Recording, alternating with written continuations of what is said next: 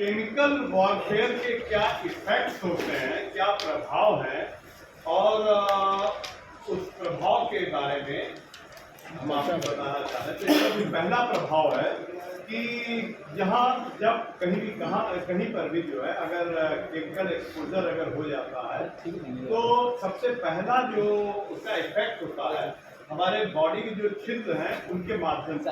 Body के छिद्र में हमारी स्किन स्वयं में एक सेल्फ वो है, लेकिन उससे बड़े जो नाक है, तो नाक से यह तुरंत इनहेलेशन होने पर जो सबसे पहला इफेक्ट पड़ता है नाक का बहना,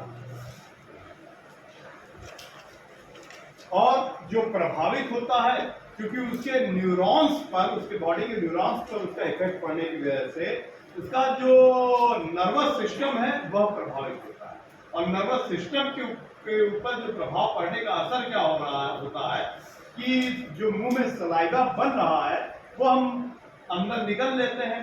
तो नॉर्मल कंडीशन में तो यह प्रक्रिया होती है, लेकिन एबनॉर्मल कंडीशन में वही सलाइवा जो है, लाल जो है, आप संबंधित व्यक्ति के विक्टिम के मुंह से बहने लगता है।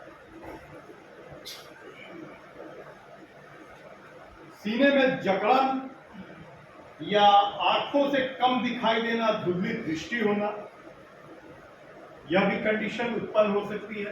किन कंडीशन में ऐसा हो सकता है? जब केमिकल एक्सपोजर होता है। क्यों केमिकल एक्सपोजर में इस तरीके की स्थिति होगी कि आंखों से भी दिखाई देना धुंधला हो जाए और सीने में जकड़न? क्यों ऐसा हो सकता है? उसके प्रभाव में सीने में जकड़न जो हमारा रेस्पिरेटरी सिस्टम है उसके माध्यम से चला जाता है, जो रेस्पिरेटरी सिस्टम की वजह से हमारे लंग्स में वह चला गया, जो एटमॉस्फेरिक एयर उसके माध्यम से वह चला गया। जाने के बाद वह जो है अपना इफेक्ट जो डालता है, जिसकी वजह से सीने में जकड़न जैसी स्थिति हो जाती है। और आंखों में उसके असर पड़ने पर आप देख सकते हैं कि कहीं पर भी केमिकल या कुछ बहुत जलता है, धुआं रहता है, तो धुआं क्या है? उसमें भी केमिकल पार्टिकल्स ही है ना। वह जो है हमारे जब आंखों पर पड़ता है तो हमारे आंखों में पानी गिरने लगता है या आंखों से धुंधला दिखने लगता है। तो यह प्रक्रिया मैंने बताया है कि सीने में जकड़न और धुंधली दृष्टि, सांस लेने में कठिनाई, सामान्य एकदम स्थिति होती है कि जकड़न होने के साथ साथ जो है जब आप इस तरीके के गले में अगर धुआं अगर चला जाए या गले में कोई केमिकल इफेक्ट अगर हो रहा है तो नेचुरल स्थिति क्या होती है कि गले में खराश होने लगती है या सांस लेने में दिक्कत होने लगती है, ट्रैकिया हमारी स्वेल कर जाती है, जिसकी वजह से सांस लेने में कठिनाई उत्पन्न होने लगती है। होती है ही नहीं? सामान्य आप एग्जाम्पल घर में भी किसी चीज को, ऐसी चीज के जलने पर आपको यह महसूस होगा। मिर्ची वाली नाम मिर्ची पिसाई क्या होती है, आंखों में जलन, एकदम ध्यान केंद्रित करने में कठिनाई। यह क्या है ध्यान केंद्रित करने में कठिनाई? सर जब लग जाता है धुआं तो हम लोग परेशान हो जाते हैं, किधर जाना है किधर निकलना है। हमारे बॉडी के नर्वस सिस्टम पर पुनः मैं आ रहा हूँ कि वह प्रभावित होने पर हम किसी चीज पर कॉन्सेंट्रेट होना चाहते हैं तो वह कॉन्सेंट्रेशन लेवल हमारा डाउन हो जाता है। आप मान लीजिए जैसे कई बार आपने सुना है, देखा है होगा कि गांव में या फिर शहर में भी कोई व्यक्ति किसी बात से ले होकर के बहुत वेग में आ जाए और कोई केमिकल सोल्यूशन वो इनटेक कर लेता है। बिल्कुल। तो क्या कंडीशन होती है? मानसिक विक्षिप्त होता है। बिल्कुल। उसके वो चीज जा करके गले में भी उसके इफेक्ट डालता है, उसके सीने में भी इफेक्ट डालता है, मुंह से झाग फेल्योर होने के चांसेस रहते हैं। मुंह से लाल झाग, सलाइवा तो निकलता ही, साथ साथ जो है मुंह में अंदर जाकर रिएक्शन करने पर मुंह से झाग वगैरह भी निकलने लगते हैं। कई बार आप सुनते हैं कि लोग जो है घर में मोबिल ऑयल रखा रहता उसको भी पी लेते हैं। जी। सल्फास की गोली खाना या अन्य सब चीजें खाना तो होता ही है। ऐसी चीजों का भी लेना जो है वो तो केमिकल है, फिनाइल ले लेते हैं। तो इस सब में आपको यह सिम्टम दिखाई देगा। इससे ज्यादा बुरा सिम्टम दिखाई देगा जो मैंने लिखा।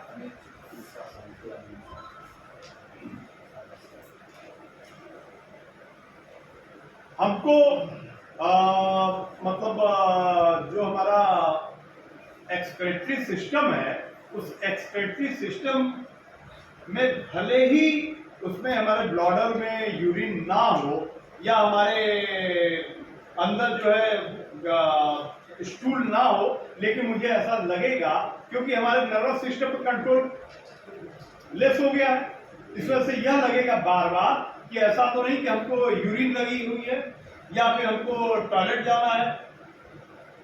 यह मैं जान रहा हूं कि मुझे नहीं होगा, लेकिन हमको यह भय जो है परमानेंट बना रहता है और यह होता है कहीं ऐसा ना हो कि हो न जाए इस तरीके अनैच्छिक पेशाब और मल त्याग, मांसपेशियों में मरोड़ और झटके, मांसपेशियों में मरोड़ और झटके, यह क्यों होगा?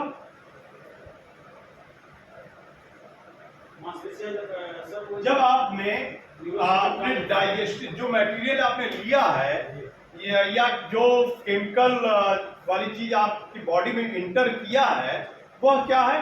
वह हमारे बॉडी के अन्य ऑर्गन के साथ भी टच करेगा, वह हमारे बॉडी के अन्य ऑर्गन्स को इफेक्ट भी डालेगा। उस इफेक्ट का यह साइड इफेक्ट आपको दिखाई देगा कि आपकी मांसपेशियों में मरोड़ होने लगे, आपको फीट्स वगैरह बार बार आने लगे, आपका दांत आपस में रगड़ने लगे, आपको बेचैनी जैसी आने लगे, आपको लगे कि बार बार कि कभी भी हमको उल्टी ना आ जाए, उल्टी आ सकती है। यह सब भी कंडीशन इसका पार्ट है। अचानक सर दर्द होने लगना, ऐंठन होना, कपकपी जैसे होने लगना। कपकपी क्यों आती है? आपको कपकपी क्यों आती है? कपकपी जो है हमारे शरीर के तापमान को मेंटेन करने के लिए हमारे बॉडी का जो सेल है वह जो है उस एनर्जी को जनरेट करता है कि आपकी बॉडी जो है कांप करके आपके बॉडी के अंदर का पूरे शरीर का तापमान एक बराबर हो जाए और बाहर के तापमान और अंदर के तापमान के अनुसार आप अपने बॉडी को उसी के अनुरूप कर लें। कपकपी आने का रीजन यही होता है। जो दांत हमारा कई कांपने के दौरान हिलने लगता है, उसका रीजन यही है कि वह बॉडी जो है चाहती है कि आपके बॉडी को हीट एनर्जी मिले, और वह हीट एनर्जी न मिलने से बॉडी जो हमारी ऐसे कांपती क्यों है? उसके कांपने का उद्देश्य है कि वो अपने बॉडी को हिला करके एनर्जी गेन करे और अपने बॉडी के टेम्परेचर को मेंटेन करे। अत्यधिक पसीना आना, पसीना भी आ सकता है। यह जो बताया जरूरी नहीं कि हर मामले में यही चीज है। पसीना आने का क्या रीजन हो सकता है? बीपी लो भी हो सकता है, आपको बीपी लो हो सकता है। और क्या हो सकता है? क्यों पसीना आ सकता है? आपने जो इनहेल किया है वह आपके बॉडी के रोम छिद्रों को इस आधार पर ब्लॉक कर दे रहा है जिसमें क्या है कि आपकी बॉडी स्वेल कर गई है। और ऐसे कंडीशन में जहां जहां रोम छिद्र खुले वहां तेज गति से पसीना आने लग रहा है।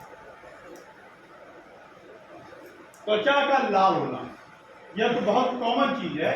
सामान्य केमिकल भी अगर गिर जाता है तो त्वचा लाल हो जाती है, लेकिन अगर एटमॉस्फेयर में इस तरीके का केमिकल होता है तो उसका पहला इफेक्ट जो सामान्य रूप में दिखता है कि वह जो है हमारी स्किन जो है उससे इफेक्टेड होती है। बहुत से लोगों को आप देखते हैं बहुत सेंसिटिव स्किन होती है, वह धूप वगैरह में जाने पर भी अपना जो है वो सनस्क्रीन वगैरह लगाते हैं या फिर नहीं निकलते हैं या फिर मुंह पर को पूरा बांध करके निकलते हैं या कैप लगा कर निकलते हैं या छाता लेकर के निकलते हैं। क्यों निकलते हैं? क्योंकि उनकी स्किन इस तरीके की सेंसिटिव होती है कि वह ऐसे एटमॉस्फेयर में जाते ही बॉडी के साथ रिएक्ट करने लगता है। नेक्स्ट, छाले पड़ना। छाले पड़ना भी क्या है? जब अगर केमिकल का इफेक्ट ज्यादा हो जाएगा तो अपने आप ही शरीर में जगह जगह जो है ब्लिस्टर जैसे इफेक्ट आने लगते हैं। छाले पड़ना स्वाभाविक है कि वो अपने आप वो इफेक्ट डालेगा और शरीर में जगह जगह छाले पड़ सकते हैं, क्योंकि उस केमिकल से हो सकता है हीट एनर्जी जनरेट हो रही है और वह हीट एनर्जी आपकी बॉडी के टेम्परेचर को उस हिसाब से उतना बढ़ा दे रही है कि शरीर के अंदर से जो निकलने वाला टॉक्सिक मटेरियल ना निकल पा रहा हो तो वह जो है छाले के रूप में बाहर आपको दिखती है। शरीर पर जो प्रभाव पड़ता है उसका शरीर पर इस केमिकल का प्रभाव जो है बहुत कई तरीकों से पड़ता है। हमारे ह्यूमन बॉडी के अंदर कई सिस्टम है। जैसे कौन से सिस्टम है ह्यूमन बॉडी के अंदर? हाँ हाँ, फर्स्ट एड का क्लास हो गया आप लोगों का? सर पूरा अच्छा। तो पूरी 206 हड्डियां गिनाई गई? नहीं सर, नहीं नहीं बताया। हड्डियों के बारे में बताएगा, बॉडी के बारे में नहीं बताएगा। जी कह रहे नहीं आया। स्टेचर और पट्टियों के बारे में बताएगा। अच्छा, तो 2 दिन रहा होगा ना? एक दिन स्ट्रेचर का, एक दिन पट्टियों तो हमारी बॉडी में जो सिस्टम है कौन कौन सिस्टम, जैसे किसी ने आपने नर्वस सिस्टम, हाँ, और डाइजेशन सिस्टम और सर्कुलेटरी और पल्स वगैरह सिस्टम में सिस्टम। तो इस तरीके से कई सिस्टम। तो हमारे जो बॉडी पर इस केमिकल एजेंट्स का जो इफेक्ट पड़ता है, मैं उसके बारे में, शरीर पर जो उसका प्रभाव पड़ता है उसके बारे में बताने जा रहा हूँ।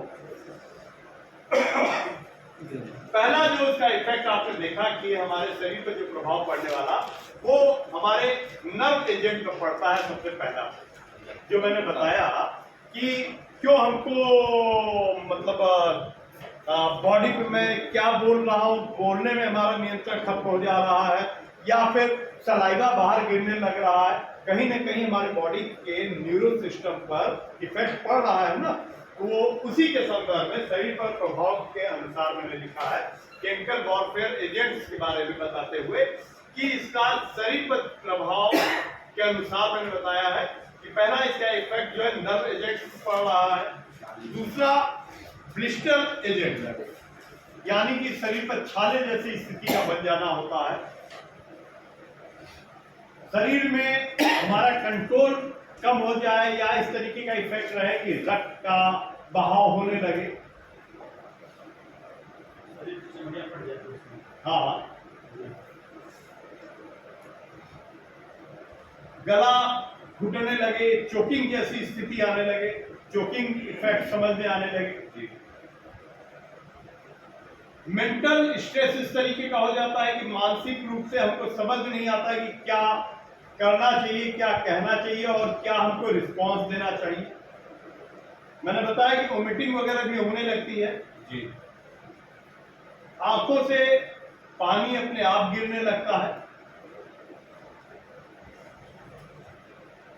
तो ये इसके केमिकल वॉरफेयर के ये एजेंट्स, ये सब उसके जो है इफेक्ट्स हैं हमारे ह्यूमन बॉडी पर जो पड़ता है उसके अकॉर्डिंगली। नोट कर लिया?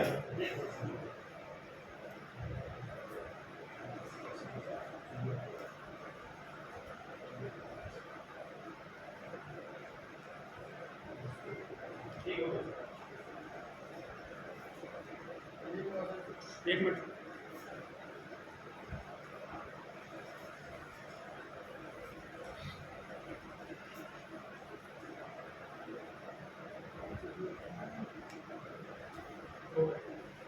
हो गया सबका? तंत्रिका तंत्र, छाले का होना, रक्त का बहना, गले का घुटना, उल्टी बार बार आना, मानसिक रूप से अक्षमता का होना और अपने आप आंसू का बहना। हो गया? नर्व सिस्टम का जो एजेंट है, नर्व एजेंट, उसके बारे में बताना चाहेंगे कि जो हमारे पूरा नर्वस सिस्टम है, नर्वस सिस्टम के कामकाज में यह नर्व एजेंट अपना प्रभाव डालता है। क्या प्रभाव डालता है? अभी मैंने एक स्लाइड पहले की स्लाइड में बताया है कि यह प्रभाव डालता है। क्या प्रभाव डालता है? जैसे कि मैं बोलना कुछ चाह रहा हूं और निकल कुछ रहा है। मुझे बात करना है रमेश से और मैं जान रहा हूं ये रमेश मेरा मित्र है, लेकिन बार बार मैं बोल रहा हूं सुरेश, क्या सुरेश इधर आओ, सुरेश बात, ये क्या है? या मैं सोच रहा हूं कि मैं बुला रहा हूं उसको और मुंह से निकल रहा है सुरेश, या मैं चाह रहा हूं कि मैं बोलूं यह बात लेकिन निकल कुछ और रहा। बैक फ्लैश में जो चीज चल रही है वह निकल रहा है और जो निकालना चाह रहे हैं वह नहीं निकल रहा। इसमें क्या मैंने लिखा है कि तंत्रिका तंत्र के कामकाज में बाधा डालते हैं और शरीर के आवश्यक कार्य जैसे कि श्वास लेना, मांसपेशियों पर नियंत्रण और दृष्टि को बाधित करता है। क्या? नर्व एजेंट पर जब इसका इफेक्ट पड़ता है। हमने शरीर गैस के बारे में बात किया आपसे जी सर। यह क्या बताया, यह क्या करता है? यह नर्व एजेंट को प्रभावित करता है। किस तरीके से प्रभावित करता है? चोकिंग करके। तो यानी कि जो श्वास है, ठीक है, श्वास को प्रभावित कर देता है और आदमी तुरंत कर जाता है। ऑक्सीजन की पहुंचेगी ब्रेन में तो एकदम इसी तरीके से मांसपेशियों को प्रभावित करने के लिए टैगुन गैस है। यह क्या करती है? हमारी मांसपेशियों को स्वयं कर देती है, जिसकी वजह से हमारे मांसपेशी फटने लगती हैं अपने आप ही अंदर, जिसकी वजह से व्यक्ति को नाक से मुंह से ब्लीडिंग होने लगती है और वह व्यक्ति कोलैप्स कर जाता है। इसी तरीके से और भी गैस है, टोमेन, जीडी, वीएक्स, ये सब जो है केमिकल है। इनकी वजह से जो इफेक्ट होता है, आंखों से ना दिखना भी कोई न कोई कारण होगा। जब केमिकल का इफेक्ट हो रहा, आंखों में वो लग रहा है, हमारी आंखों में जलन महसूस होने लगता है, लोगों को दिखाई देना कम हो जाता। कई बार ऐसे, जैसे कि जब हिरोशिमा पर बम गिराया गया 9:23 पर, तो आसमान एकदम क्लियर था, एक सूर्य निकला हुआ था और लगा लोगों को कि कैसा ये अलग से एक और सूर्य दिख रहा है। एकाएक जो है मिनटों में कह रहा हूं, एक सेकंड के 10,000वें समय में पहला जो इफेक्ट हुआ वह अर्थ शॉक इफेक्ट हुआ। दूसरा जो इफेक्ट हुआ वह हीट एंड थर्मल इफेक्ट हुआ, जिससे पूरा शहर आग के गोले के। और तीसरा जो इफेक्ट हुआ वह फॉल आउट इफेक्ट हुआ।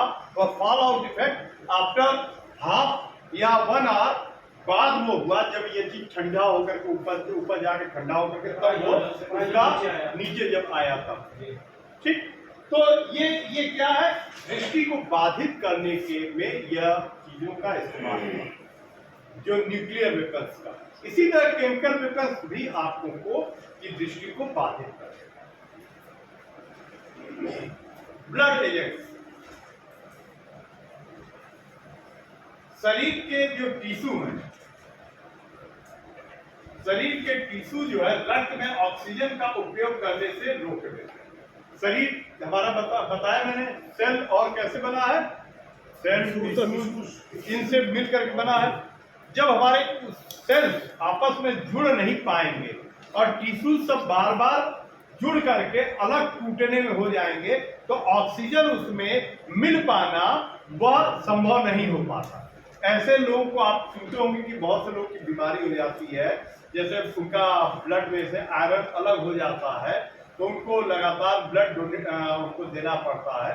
वो सब जो ह्यूमन बॉडी के अंदर जो कमजोरी होती है या जो बीमारी होती है, उसी तरीके से इस प्रकार की समस्या ब्लड एजेंट्स में आती है कि जो उसके टिश्यूज है उसके ब्लड में ऑक्सीजन जो मिश्रित होना वह नहीं हो पाता, और हमारे सेल के माध्यम से जो ऑक्सीजन हमारे ब्रेन तक नहीं पहुंच पाता है।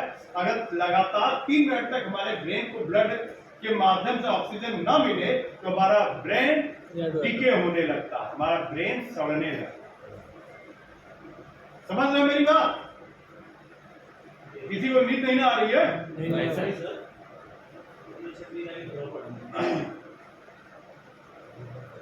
ब्रेन को में जो ऑक्सीजन पहुंचता है वो कैसे पहुंचता है? हमारे ब्लड के माध्यम से पहुंचता है। और ब्लड में ऑक्सीजन हम जो रेस्पिरेशन लेते हैं उसके माध्यम से उसमें मिलता है, और वो ऑक्सीजन रक्त के जो सेल्स हैं उसमें जाकर वो मिल करके वो हमारे ब्रेन तक वो ब्लड पहुंच जाता है और वहां पर ऑक्सीजन उसको मिलता है। बिना ऑक्सीजन का रक्त अगर लगातार 3 मिनट तक आपके ब्रेन को मिल रहा है, ऐसे कंडीशन में आपके ब्रेन को डिके होने के चांसेस, सांस लेने से कुछ ही मिनटों में मौत हो सकती है।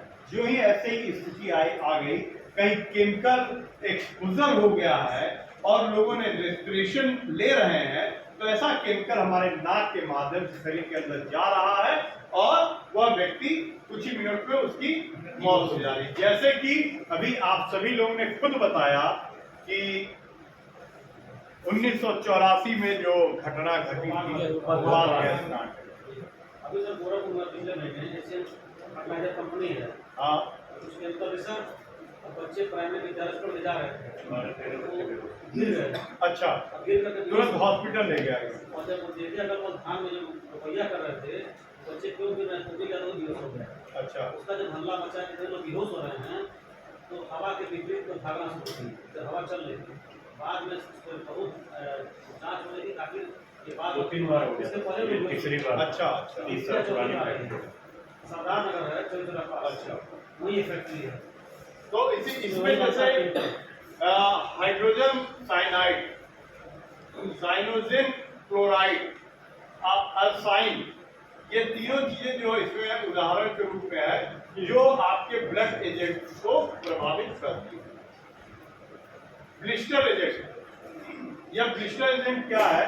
जहां केमिकल एक्सपोजर बहुत ज्यादा है वहां पर अपने आप ही छाले बनना शुरू करते हैं। शरीर में जगह जगह छाले का बनना होना प्रारंभ हो जाता है। क्या आप कुछ जानना चाहते हैं? अच्छा, तो जो ये मैंने बताया ब्लिस्टर एजेंट है, वह हमारे त्वचा पर छाले, सूजन और दूषित इंटरनल जो टिश्यूज हैं जैसे कि श्वास मार्ग की परत का सतही विनाश कर देते हैं। जो हमारी रेस्पिरेटरी ट्रैक्ट है, रेस्पिरेटरी ट्रैक्ट, उस ट्रैक्ट को वो इंटरनल रूप में उसको डैमेज कर देते हैं। क्यों डैमेज कर देते हैं? ब्लिस्टर इफेक्ट अगर हुआ, जैसे कि मान लीजिए आप बहुत गर्म पानी पीजिए, क्यों साहब? अगर बहुत गर्म पानी पी लिया आपने तो क्या देखते हैं कि शुरुआती दौर में हमारे मुंह में छाले पड़ जाते हैं। आपने कुछ पिया नहीं है, लेकिन एटमॉस्फेयर में केमिकल इस तरीके से एक्सपोज है कि वह हमारे नाक के माध्यम से, हमारे गले के माध्यम से, हमारे रेस्पिरेटरी ट्रैक के माध्यम से, हमारे सर्कुलेटरी ट्रैक के माध्यम से वह हमारे बॉडी में इंटर अगर कर रहा है तो वो क्या कर रहा है? वहां पर अंदर वो छाले जैसा बना देगा, उस ट्रैक को स्वयं करके ब्लॉक कर देगा। अब ब्लॉक कर देगा तो फिर आगे प्रक्रिया बाधित हो जाएगी। ऐसे में व्यक्ति तुरंत ही डेथ कर सकता है। पानी से गर्म रोटी खाने से भी छाले पड़ जाते हैं। जी जी, एकदम गरम गरम पकौड़ी आ रही है, आप सोचिए कि सबसे पहले मही प्याज वाली पकौड़ी मुंह में डाल दें तो इसके एग्जाम्पल है डिस्टिल्ड मस्टर्ड और नाइट्रोजन मस्टर्ड।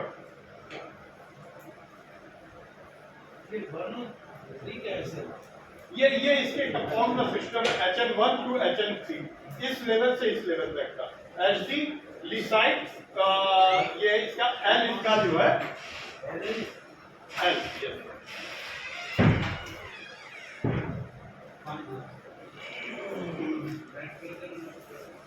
आगे बढ़े। ये देखिए फ्रेंड, ये फोटो आपको दिख रहा है? क्लियर दिख रहा है? जी छाले हाँ, ये इधर पड़ा दो है। जैसे गर्म पानी चलने में छाले बन जाते हैं।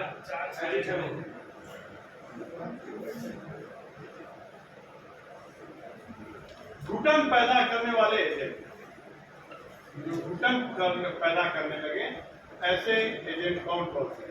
पीड़ित के श्वास मार्ग और फेफड़ों पर हमला करें।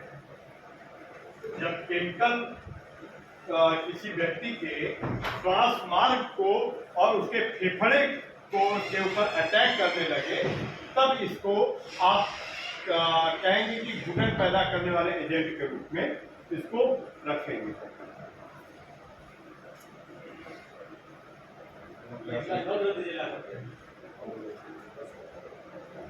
ऐसा बेटा पानी गिरा, बहुत ठंडा पानी है, हमारे बैग में पानी। इसमें जो विक्टिम है, जो पीड़ित व्यक्ति है, जो कैजुअल्टी है, उसके श्वास मार्ग और फेफड़ों पर यह अटैक करता है। जो भी उसके संपर्क में आ जाता है, उसके रेस्पिरेटरी सिस्टम पे, रेस्पिरेटरी ट्रैक पर और उसके लंग्स पर वह इफेक्ट डालता है। पुनः आप देख रहे हैं कि इसका इफेक्ट आंखों में जलन उत्पन्न कर दे रहा है और जो हमारा रेस्पिरेटरी ट्रैक है उसमें जो वो जलन पैदा कर दे रहा है। श्वसन संबंधी जलन, खांसी, सर बैठना, सीने में जकड़न और फुफ्फुसीय ग्लैंड संबंधी समस्या उत्पन्न हो जाती है। और देखिए एग्जाम्पल में ये फॉस्जीन गैस है। इसे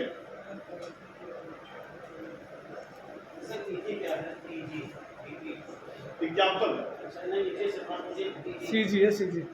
ये सीजी है, ये डीपी है, ये पीएस है।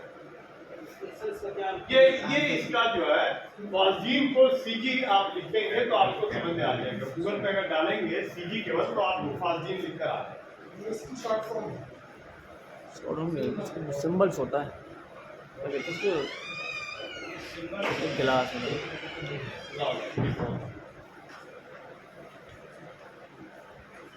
लेते जाओ, लेते जाओ।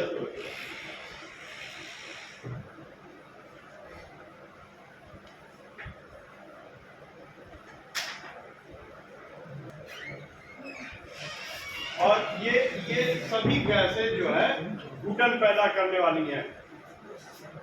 इन गैसों के माध्यम से जैसे आपका श्वसन संबंधी जलन प्रारंभ हो जाता है और खास जब श्वास नहीं ले पाएंगे, हमारे जैसे गले में श्वास लेने में दिक्कत होगी तो मैं खांसेंगे, मैं अपने दोनों हाथों को ऐसे करूंगा।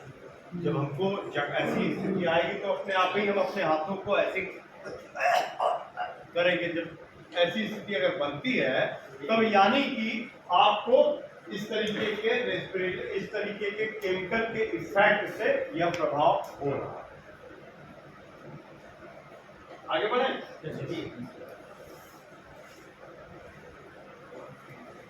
उल्टी का आना, नाक और गले में जलन पैदा हो सकती है जिससे उल्टी होती है।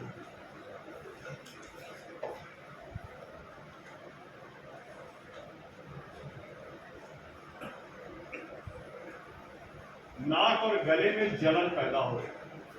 केमिकल एक्सपोजर से आप सामान्य रूप से देखते हैं कि पहला इफेक्ट जो है, जो खुला पार्ट है, नाक है या मुंह है, इसी के आधार पर जैसे कहीं पर भी कोई ऐसा केमिकल हो, आप मुंह को बस ऐसा खोल दें तो आपको लगेगा जीभ के माध्यम से वो चीज जो है हमको मतलब कुछ न कुछ जा रहा है।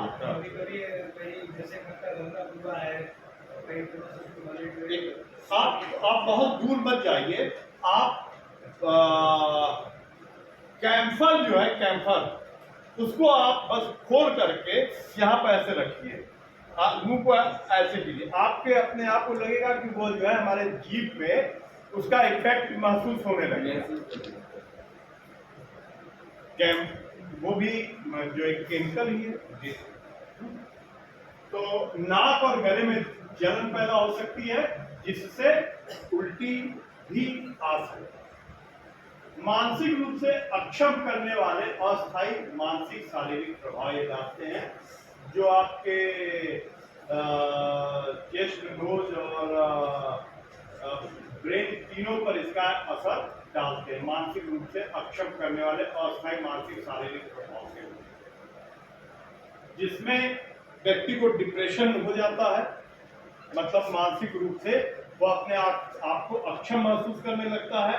जो डिप्रेशन वाली स्थिति होती है वह केमिकल एजेंट्स के माध्यम से हमको होने के चांसेस रहते हैं, केमिकल एक्सपोजर में। हाँ, अवसाद वाली क्लास समझ में आ रही है ना? Yes sir. ऐसा तो नहीं कि मतलब लगे कि बोरिंग क्लास। एक मिनट सर, हो जाएगा, उसके नीचे लाइन ठीक। आज तो लग रहा है class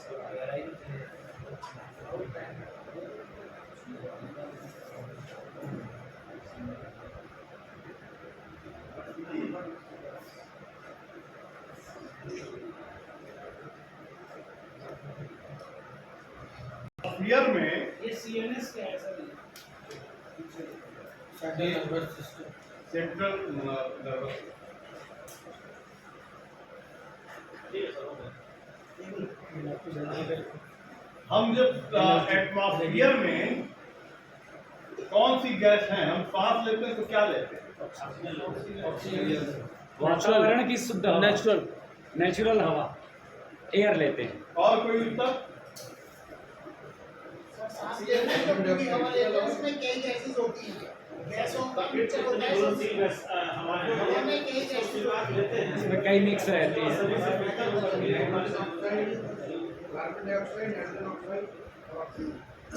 carbon dioxide, nitrogen dioxide और ऑक्सीजन, ऑक्सीजन डाइऑक्साइड नहीं। एटमॉस्फेयर में 21% एटमॉस्फेयर में टोटल जितना एयर है, एटमॉस्फेयर किसको कहते हैं? वायुमंडल में, जहां पर विभिन्न प्रकार की हवाएं हैं, विभिन्न प्रकार के एयर एलिमेंट हैं, ठीक।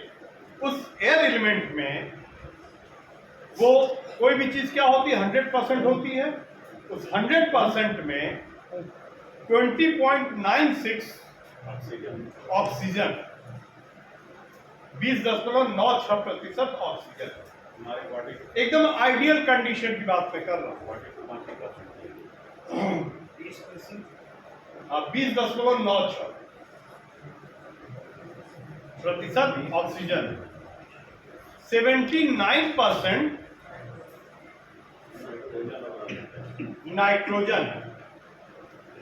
79% क्या है? नाइट्रोजन। अब कितना बचा? 100 में कितना कम है? 0.04% अदर गैसेस है। और ये अदर गैसेस में कौन सी गैसेस? सभी गैसेस, चाहे उसमें मीथेन, इथेन, कार्बन डाइऑक्साइड, जितनी गैसेस हैं सब 0.04% के अंतर्गत है। और वही जो 0.04% की का वॉल्यूम अगर थोड़ा भी बढ़ता है तब तुरंत जो है ये होता है कि यहाँ का वातावरण प्रदूषित हो रहा है। समझ रहे हैं? तो हमने जब श्वास लिया तो एटमॉस्फेयर में जितनी एयर है सबको मैंने श्वास लिया। जो हमारी बॉडी में डाइल्यूट होगा वो डाइल्यूट हुआ, जो डाइल्यूट नहीं होगा वो पूरा का पूरा निकल जाएगा। जब पूरा का पूरा निकल जाएगा, ऐसे कंडीशन में हम क्या कर सकते हैं? बोलिए। हम लोग भी अपने जनपद में तैयारी कर रहे हैं कि कैसे ट्रेनिंग चलाएंगे, किस क्वालिटी की ट्रेनिंग रहेगी हमारी, वो सब तैयारी कर रहे हैं। हाँ? नहीं, जैसे ये आप लोगों को रीडिंग मटेरियल है तो वो कैसे कागज पर रहेगा, तो हमने बताया कि नहीं भाई सामान्य 75 PS हमारा नहीं रहेगा। हाँ, तो जो हम एटमॉस्फेयर में जो एयर है हम उसको पूरा लेते हैं। उसी एटमॉस्फेयर के एयर में 0.04% में जो अन्य गैसेस हैं उसमें जो है केमिकल रिएक्शन के बाद बदौलत कोई और अगर गैस उसमें मिल जाती। केमिकल क्या है, आपने केमिकल एक लिक्विड फॉर्म में भी हो सकता है, सॉलिड फॉर्म में भी हो सकता है, गैसीय फॉर्म में भी हो सकता है। उस केमिकल को जब वेपर फॉर्म उसको खोला आपने, उसके वेपर्स बाहर निकले और वो वेपर जो है एटमॉस्फेयर में जब फैला, तब फिर क्या होगा, वो आपने जो रेस्पिरेशन लिया उसके माध्यम से वह भी आपके अंदर जाएगा। उस अंदर जाने पर क्या होगी स्थिति, उल्टी का आना सामान्य है। और ये हमारे सेंट्रल नर्वस सिस्टम को इफेक्ट डालता है। सेंट्रल नर्वस सिस्टम क्या है,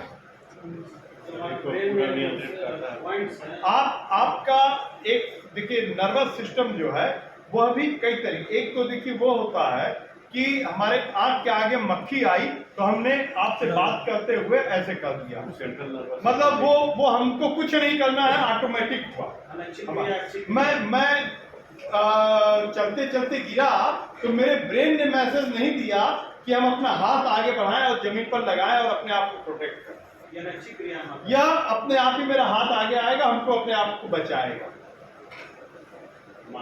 पढ़ा होगा आप सभी लोगों ने, जैसे गर्म चीज को छूने पर हाथ ऑटोमेटिक अपने आप हट जाएगा। तो यह क्या है, यह जो है जो क्रिया, जो भी जिस प्रकार की क्रिया, यह क्या है, एटमॉस्फेयर जब जो है जिस अनुरूप आपको ढाली हुई, जैसा आपके शरीर की संरचना है उस अनुरूप वह कार्य हो रहा है, जैसी समस्या आ रही है। लेकिन जब एटमॉस्फेयर में वो चीज घुलनशील है, घुली हुई है, आप अपने रेस्पिरेशन के माध्यम से अगर ले रहे हैं तो नेचुरली चोकिंग की भी स्थिति हो सकती है। आपके जो ब्लड है, जो ब्लड सेल्स जो है, जो आपके टिश्यूज हैं, वो टिश्यूज जो है आपस में जुड़ने के जगह पर वो एक दूसरे से टूट सकते हैं। और ऐसे कंडीशन में आपके ब्लड सेल्स के टूटने की वजह से क्या होगा, आपका सर्कुलेटरी सिस्टम सही ढंग से कार्य नहीं करेगा, आपका ब्लड जो है बह नहीं पाएगा, आपके लंग्स में ब्लड जो पहुंचेगा वो वहां पर जाम हो जाएगा और वह व्यक्ति कोलैप्स कर जाएगा। ऐसी कंडीशन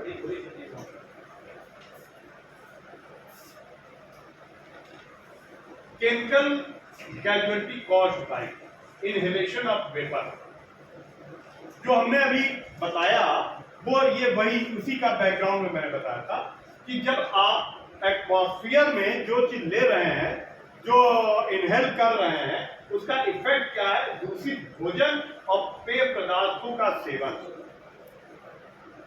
अगर एटमॉस्फेयर में है तो खाना भी दूषित होगा और पानी भी प्रभावित होगा। अगर कुएं में कोई जानवर गिर गया, मर गया, पहले ऐसा बहुत होता था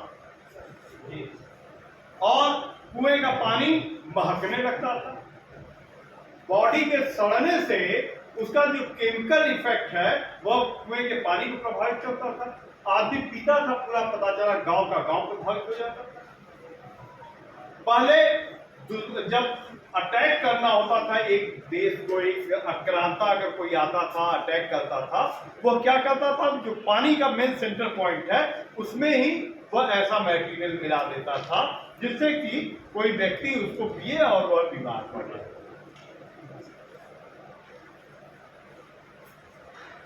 दूषित भोजन और पेय पदार्थों का सेवन और नेक्स्ट है खुली त्वचा के माध्यम से अवशोषण। यह क्या है, लास्ट वाला क्या है, छिद्र के माध्यम से जो अवशोषित होकर कुंड लग गया, चाहे बर्न ना ना ना ना ना दूसरी जगह में जाओ।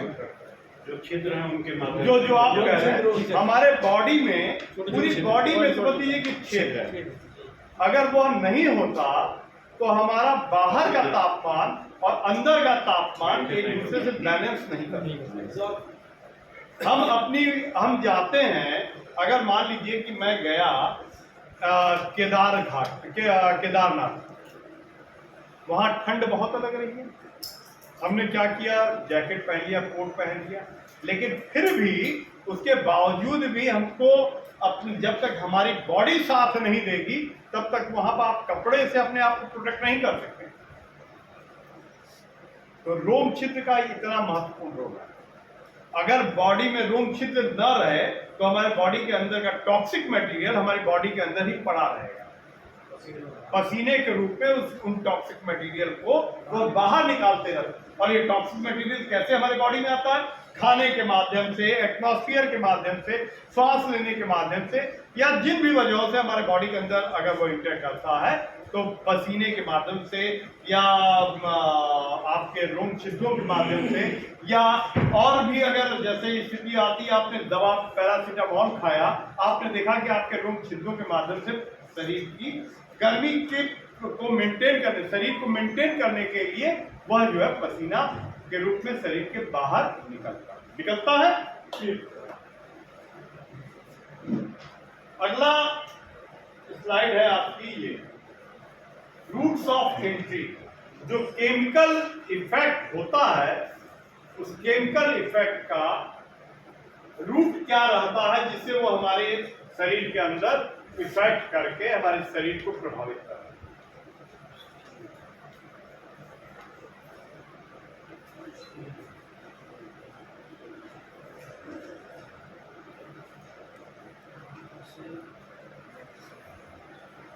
पहला तो इसमें मैंने दिखाया है कि मुंह से जो मैं खा रहा हूं या किसी अन्य माध्यम से भी मुंह के द्वारा।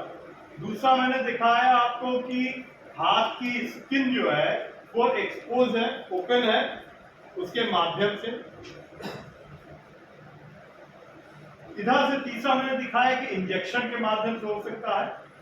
चौथा रेस्पिरेटरी ट्रैक्ट, और पांचवा जो है आंख के माध्यम से। इन माध्यमों से आपके बॉडी के अंदर केमिकल रिएक्शन का, केमिकल एजेंट्स का प्रभाव आपके शरीर में पड़ता है।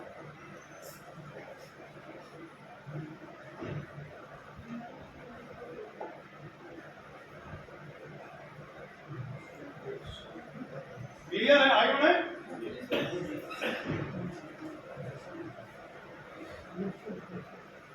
हम क्या तैयारी करें कि हम अपना बचाव कर सके अगर कहीं केमिकल एक्सपोजर अगर हो जा रहा है? पीपीई सबसे पहली चीज कि हम जागरूक रहें। जागरूक कैसे रह सकते हैं? कहीं कोई केमिकल अगर ऐसा आपको समझ में आ रहा है तो कभी आप खुले बाह या फिर बिना शर्ट के, फिर बनियान पहन करके, या बिना शरीर को अपने ढके, आप ऐसे में एक डेड हीरो बनने के लिए वहां पहुंच करके कि मैं कुछ नहीं होगा, मैं चलता हूं, देखता हूं क्या है समस्या। तो ऐसे जगह पे आप एक डेड हीरो के रूप में अपना रोल प्ले कर, तो आपके अंदर इन चीजों के संदर्भ में जागरूकता होनी चाहिए।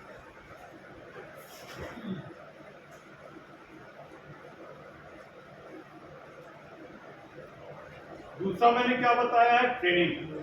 आपको ट्रेनिंग जब तक नहीं दिया जाएगा तब तक आप जो है इस केमिकल एक्सपोजर से अपना बचाव नहीं कर सकते। आपको यह मालूम रहे कि यह जो गैस, यह जो केमिकल यहाँ पर एटमॉस्फेयर में है, मुझे ऐसा आभास हो रहा है कोई हमारे पास ऐसा इंस्ट्रूमेंट हो कि उस इंस्ट्रूमेंट को वहां पर मैं लेकर गया, वहां पता चल जाए कि यह केमिकल का एक्सपोजर इस क्षेत्र में है, और इस जो हमारे इस पर बता दे। ऐसा है इक्विपमेंट है ऐसे? 2 मीटर है। जो केमिकल डिटेक्टर जो होता है, वो केमिकल डिटेक्टर यह बताता है कि यह किस प्रकार का केमिकल का एक्सपोजर यहाँ पर है और उसके बचाव का क्या उपाय है।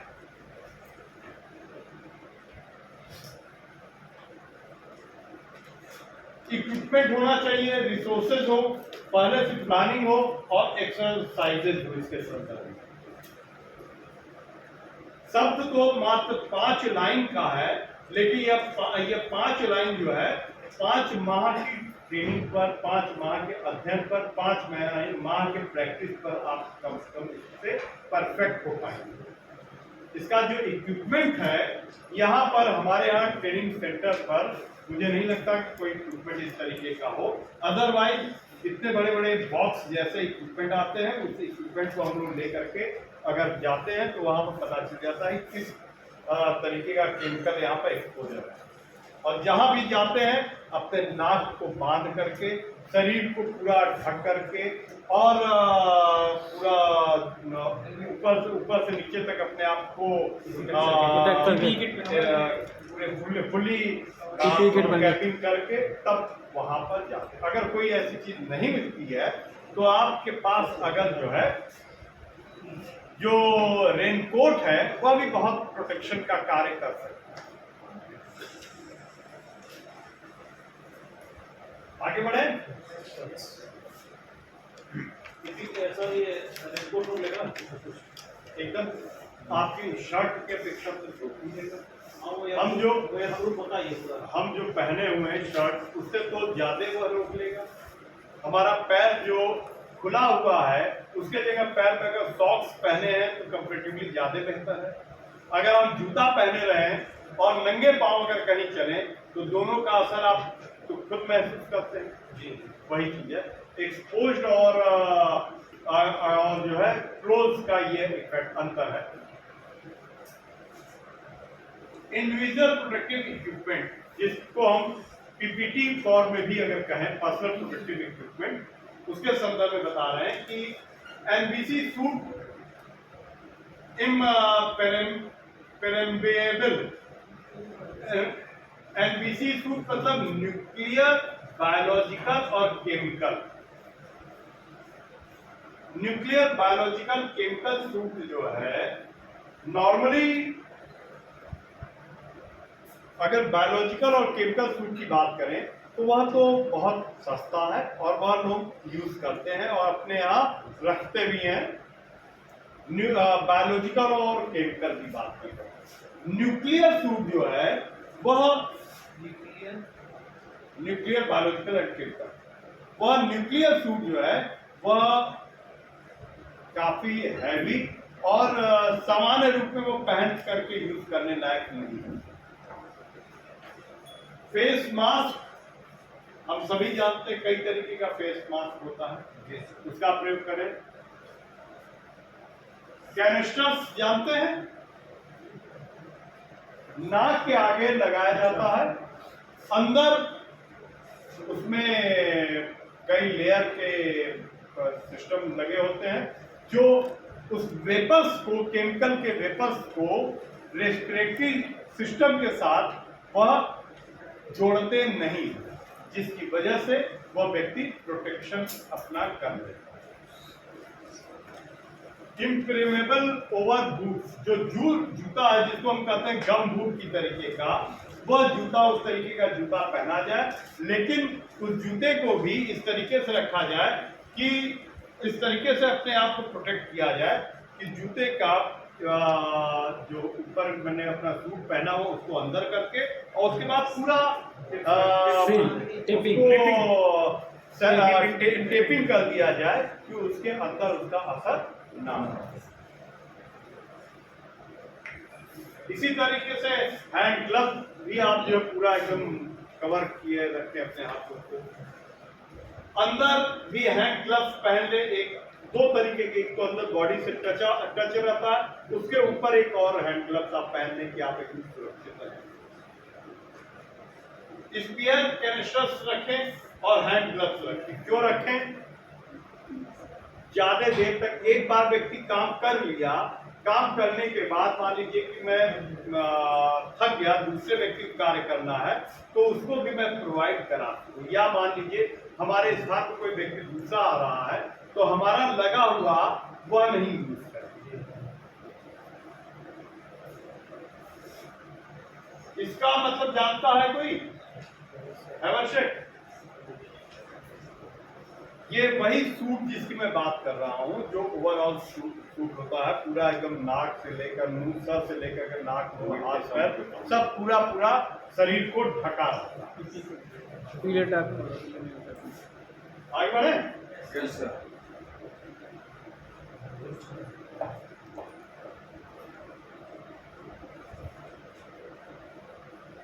करिए अब करिए, हो जाएगा, चेंज हो जाएगा, करिए। तो डांगरी में कर सकते हैं ना? नहीं,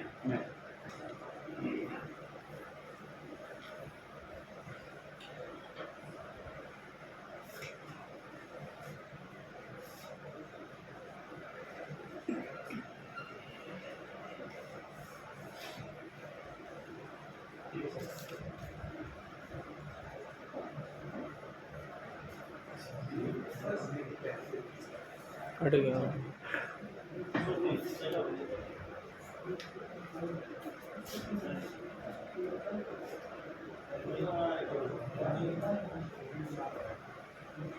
ये खत्म हो गया बस नहीं अभी और है, दो स्लाइड और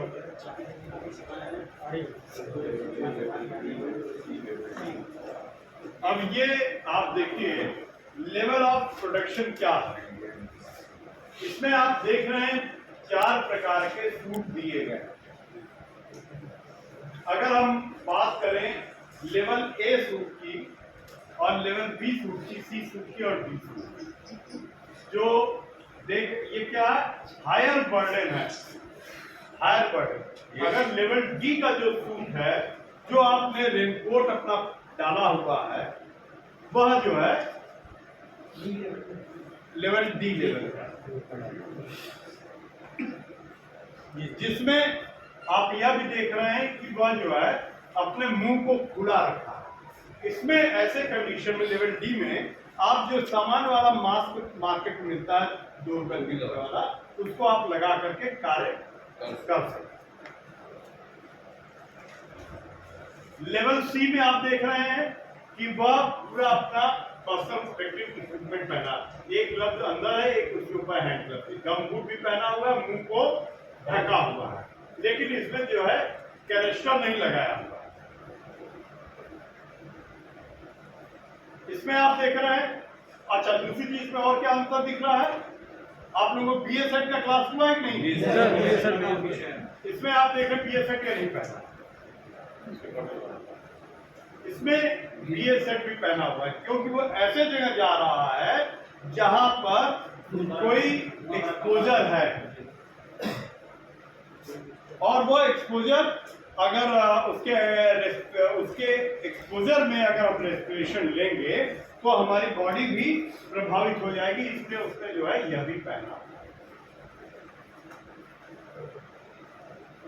लेवल 1 आप देख रहे हैं पूरा मुंह से लेकर के पैर से लेकर सब चीज इसका ढका हुआ है।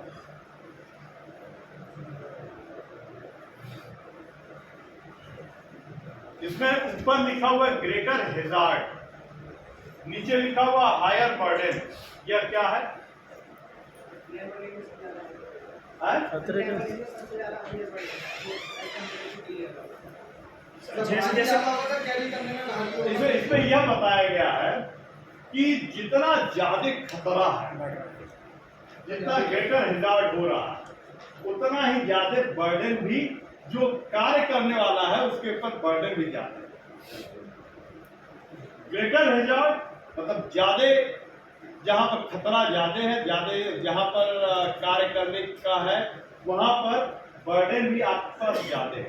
आप इस कपड़े को पहन करके 2 घंटे कार्य कर सकते हैं, इस कपड़े को पहनकर आधे घंटे के बाद आप जो है नहीं कार्य, 20 मिनट बाद कार्य नहीं कर सकते।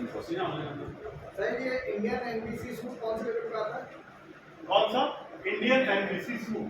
क्या आपने पूछा किस लेवल पे आता है? नहीं, ये यह जो दिखा रहा है वो तो ए लेवल का सूट है, रेडिएशन वाली जगह। हाँ, ये बेसिकली अभी भी हम लोग जो है जो बेस्ट जो सब मानते हैं वही अमेरिका की एक कंपनी है, उसी का जो सूट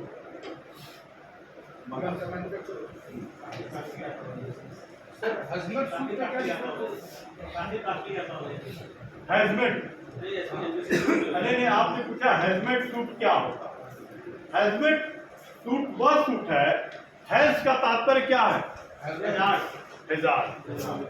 मैट का तात्पर्य मैटीरियल।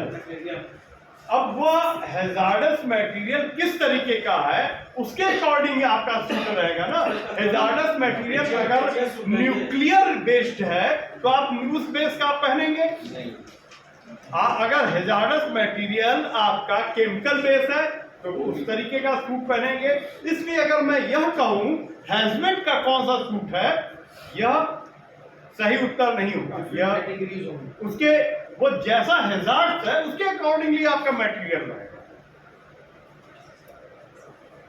आगे बढ़े।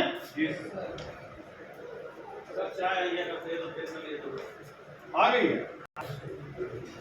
ये डिकंटामिनेशन का मतलब आप समझ रहे हैं? विसंक्रमण करना, जो वहाँ संक्रमण फैला उसको खत्म करना। अरे सबको समझ में आज समझ रहे हैं।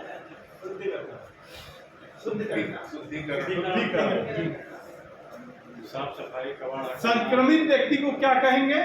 कंटामिनेट। और डिकंटामिनेट मतलब इसको विसंक्रमित कर दिया गया, मतलब उसके संक्रमण को हटा दिया। तो ये विसंक्रमण की प्रक्रिया को बता रहा है कि कैसे उसको करें। एक जगह पर पहले तो जैसा मैंने बताया कि वो पूरा ओवरऑल अपना कपड़े पहन लिया, वो कौन सा सूट पहनेगा? ये ग्रेड वाला, एक क्लास। ये एक क्लास का नहीं। अगर वो केमिकल से होकर आ रहा है, अगर ये बायोलॉजिकल एजेंट से होकर आया, तो वो अब ये पहनेगा और उसके बाद अपने मुंह को भी ढका रहा, ठीक है। अगर वह ऐसे जगह से आ रहा है जहाँ बायोलॉजिकल एजेंट्स है, अगर केमिकल एजेंट्स है तो वो इस तरीके का भी पहन कर आ सकता है या इस तरीके का भी पहनना, या डिपेंड करता है कि वहां पर किस तरीके का केमिकल एक्सपोजर है। अब मैंने प्रश्न, अब मैं आप वो व्यक्ति जो वहां गया, चाहे वो बायोलॉजिकल एजेंट के बीच में गया है, चाहे वो केमिकल एजेंट के बीच में गया है, केमिकल एजेंट के बीच में से जब वह होकर आएगा तो उसका कपड़ा जो है, उसका हेलमेट है, उसका जूता है, उसके जूते का नीचे का तलवा है, ये सब क्या है? संक्रमित है। उसको डिकंटामिनेट करेंगे आप, जैसे कोविड के समय सैनिटाइजर। तो कैसे डिकंटामिनेट करेंगे उसको? उसके लिए उस व्यक्ति को इस तरीके का पूरा सिस्टम लगाया जाता है, पूरा पानी से उसको उसी कपड़े में, पहने हुए कपड़े से ही पूरा नहवाया जाता है, कायदे से उसको नहवाया जाता है। जैसे ये आप देख रहे हैं, ये है। उसके बाद इसके बाद क्या करते हैं? इसके बाद ये आप देख रहे हैं कि ये जैसे ये दिख रहा है कि यहाँ पर इसको जो है नहाने का स्थान बनाया गया। उसके बाद उसका कपड़ा जो है वहीं पर उतरवा दिया जाता है। सबसे पहले हाथ के उंगली को नहीं टच किया जाता है, इस दोनों स्ट्रिप को पकड़ करके हेलमेट को हटाया जाता है। हेलमेट को हटाने के बाद जो है उसका भी हैंड ग्लव्स नहीं हटाया जाएगा, केवल ये हटाया गया। उसके बाद ये जो है उसकी चेन खोल दी गई, उसके बाद उसको ये जो है ऐसे करके ढीला कर देते हैं। फिर उसके बाद जो है उसके जूते को यहाँ से पकड़ करके उसके जूते को दोनों से बाहर करते हैं। फिर उसके बाद यह खोल करके फिर इसको नीचे गिराते हैं, या नीचे गिरा करके फिर अपने उसके पैर जो अभी जूता मैंने खोला है, जूते का मतलब निकाला है, लेकिन जूते से भी अंदर का पार्ट हो सकता है संक्रमित को, तो जूते को भी है हाथ का हैंड ग्लव, फिर इसके बाद पकड़ मैंने बाहर किया। उसके बाद जब मैंने पूरा कर लिया उसको वहीं छोड़ देंगे, और पुनः एक बार आपके ऊपर से नीचे तक पूरा तलवे को लेकर ये सब लेकर के दो आदमी रहेंगे जो पूरा ब्रशिंग करेंगे, और उस तरीके से ब्रशिंग करके पूरे शरीर को आपको आपके डिकंटामिनेट करेंगे। तुम बच्चा वहां डिकंटामिनेशन का क्लास किया गया तुम्हारे साथ जब तुम गए थे? तुमसे मैं पूछा नहीं। अच्छा, आप में से कोई नागपुर गया है? अच्छा, नागपुर में कभी ऐसा इसका क्लास दिखाया था, थोड़ा सा टॉपिक बताया था उसके बारे में, फायरिंग वाले क्वेश्चन। अच्छा, हम लोग एमओडी करने गए थे, वो भी एयरफोर्स वाले आए हुए थे, उनको दिखाने के लिए गया था। अब ये आप पार्ट देख रहे हैं, इसमें पूरा उसको जो है नहवाया जा रहा है। इधर इधर इधर इधर ये देख रहे पूरा उस तरीके से उसको डिकंटामिनेट करने की प्रक्रिया की जाती है। अब क्या ये चीज पानी का अलावा भी कैंसर से भी आप पहला फर्स्ट फेज में हम वहीं तक बताते हैं। हम देखिए डॉक्टर नहीं, ना ही हम जो है वह एक्सपर्ट, हम तो वो हैं जो सामान्य जनता के लोग जो बचाव के कार्य के लिए गए हुए हैं। उसके बाद आने के बाद जब हमको डिकंटामिनेट किया गया, उसके बाद यहीं पर बैठा एक हेल्थ अफसर रहेगा, वो जो मेडिकल अफसर है वो हमको पूरा चेक करेगा, हमारा स्वास्थ्य कैसा, हमारा बीपी कैसा है, हमारा रेस्पिरेशन किस तरीके से चल रहा है, हमारा पल्स क्या है, ये सब वो नोट करेगा। और उसके बाद अगर थोड़ा भी गड़बड़ आएगा तो इसको भेज देगा हॉस्पिटल, नहीं तो उनको बैठाया जाएगा, वहीं चाय पानी कराया जाएगा, कहा जाएगा ये थोड़ा आप जो है 2 घंटे रेस्ट कीजिए, तब आपको यहाँ से जाने दिया जाएगा। ये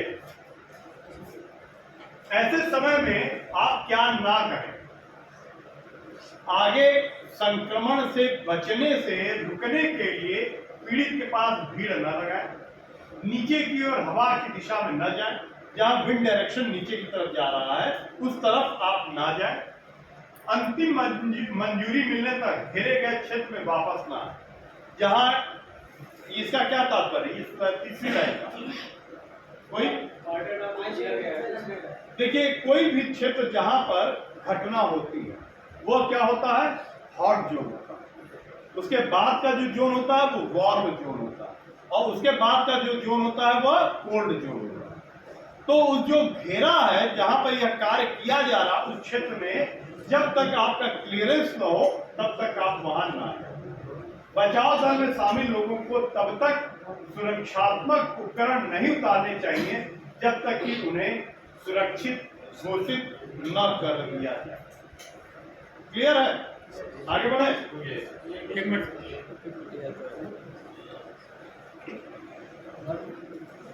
दूसरे नंबर का नीचे की ओर हवा की दिशा। हवा की दिशा में विंड डायरेक्शन क्या है कि अगर आपके ऊपर से नीचे की ओर आ आपकी बॉडी जो है कंटेमिनेट है, ठीक, हमने पानी का छिड़काव किया, पानी के छिड़काव से ऊपर से आपके शरीर को धोते हुए नीचे तक ले आए।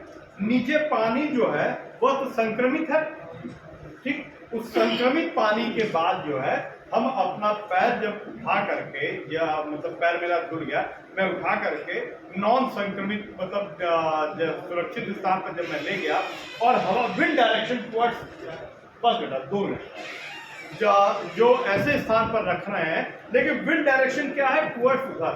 पानी में कंटामिनेटेड केमिकल अभी भी है, उसका पानी, उसके स्प्लिंटर्स, उसके छोटे छोटे फुहार अगर उधर की ओर जा रहा है तो वह पुनः संक्रमित हो सकता है। इस आशय से यह बात है। एक स्लाइड और है, क्या न करें, और ये क्या है? सुरक्षात्मक कपड़ों का एक से ज्यादा बार इस्तेमाल न करें। परिशोधन दल यानी जो डिकंटामिनेशन टीम है वो 60 मिनट से ज्यादा काम न करने दें। दूषित पदार्थों की सांद्रता के आधार पर हर 30 से 60 मिनट में कैनिस्टर बदलना न भूलें। प्रत्येक 30 से 60 मिनट के बाद उसका जो है कैनिस्टर चेंज कर दिया। दूषित कपड़ों और सुरक्षात्मक उपकरणों को नंगे हाथों से ना छुएं। आपको जैसे बताया मैंने कि ऊपर का ये मैंने नहीं निकाला, इसको मैंने ये किया, यह हेलमेट ऐसे पकड़ा, यहाँ की स्ट्रिप इसको पकड़ करके मैंने इसको बाहर निकाला। अपने जो संक्रमित हाथ से अपने शरीर को टच नहीं करना।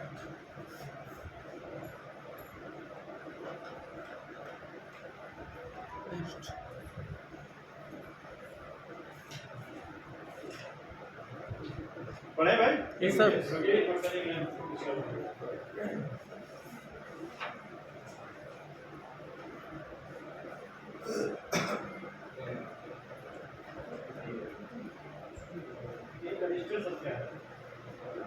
कोई बताएगा? हाँ, सिलेंडर होता है। कोई बताएगा इधर? कौन? जो मांस की तरह से अंदर आता है। शायद जो कैनिस्टर लगाया जाता है, जो मास्क के ऊपर जो लगाया जाता है, मास्क के ऊपर जो लगाया जाता है, कैनिस्टर जो है एक रेस्पिरेटरी सिस्टम और आपके मुंह के बीच में लगा हुआ एक वह चीज है जिसके माध्यम से आपका बॉडी सुरक्षित रहेगी। ये कोई सिलेंडर और कोई कार्ट्रिज नहीं है, देख लीजिए, अंदर की हवा बाहर ये फिल्टर, बाहर का अंदर नहीं है। क्लियर है?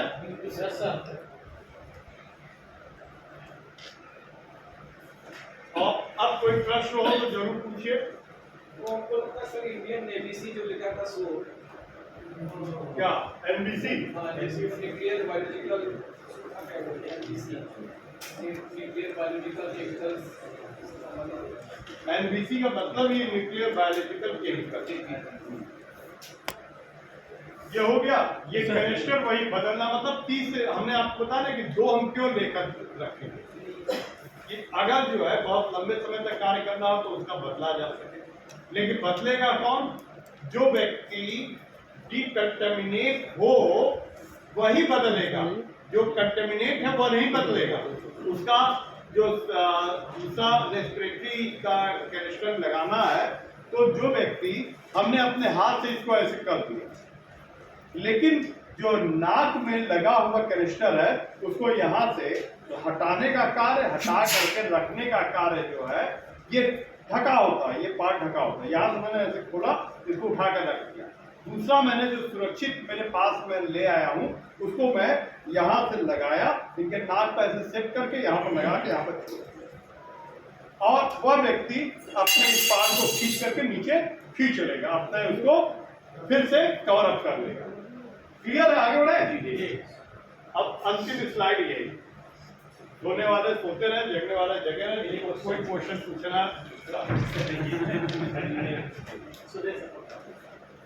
अच्छा, इसको आपको दे दें, इसको आप दे देंगे, इसके बाद आप किसको देंगे? इसको डागा साहब को देना, क्योंकि आप एक प्रश्न मतलब आप लोगों को मतलब मैं बता दूं कि इसमें से भी कुछ क्वेश्चन पूछा जाएगा, इसलिए हमसे कह रहे थे ये दे दीजिएगा। सर एक बार इसके बारे में बता दीजिए, जो कहीं पे जो ब्लास्टिंग होती है तो कोल्ड ड्रम या येलो जोन जो जोन होता है उसके बारे में थोड़ा देखिए। वो आगे बताया जाएगा आपको, आगे के क्लास में। आज एक चीज खत्म कर दिया।